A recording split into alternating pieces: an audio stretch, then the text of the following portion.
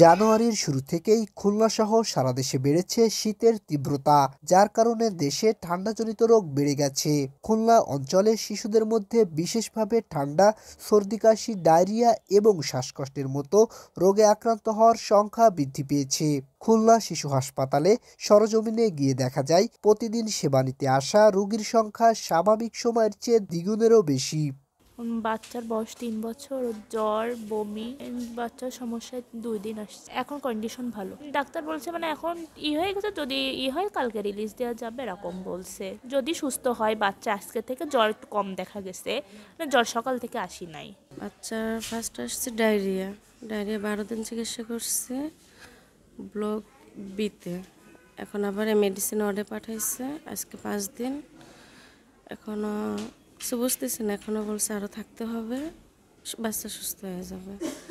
ঠান্ডাজনিত রোগে আক্রান্ত শিশুদের মধ্যে বেশিরভাগেরই বয়স 3 বছরেরও কম।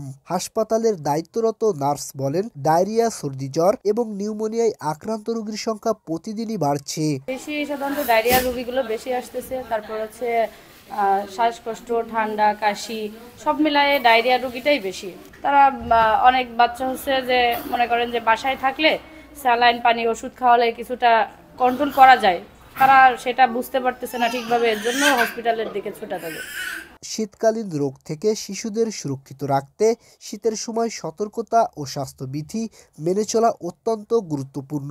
এ বিষয়ে খুলনা শিশু হাসপাতালের আইএমও বলেন, শিশুর শীতকালীন রোগ থেকে সুরক্ষা নিশ্চিত করতে তাদের গরম রাখার পাশাপাশি পরিচ্ছন্নতা বজায় রাখা এবং স্বাস্থ্যকর খাবার খাওয়ানো জরুরি। সিজনের এই সময়টাতে কিছু কিছু ভাইরাসের জনিত কারণে দেখা যায় যে অনেক সময় ডায়রিয়াটা অনেক বেড়ে যায়।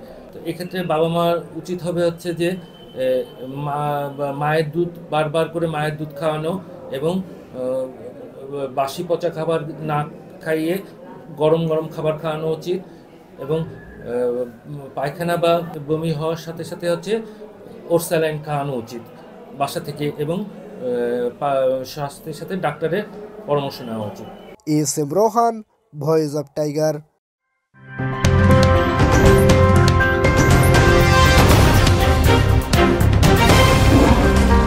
Voice of Tiger.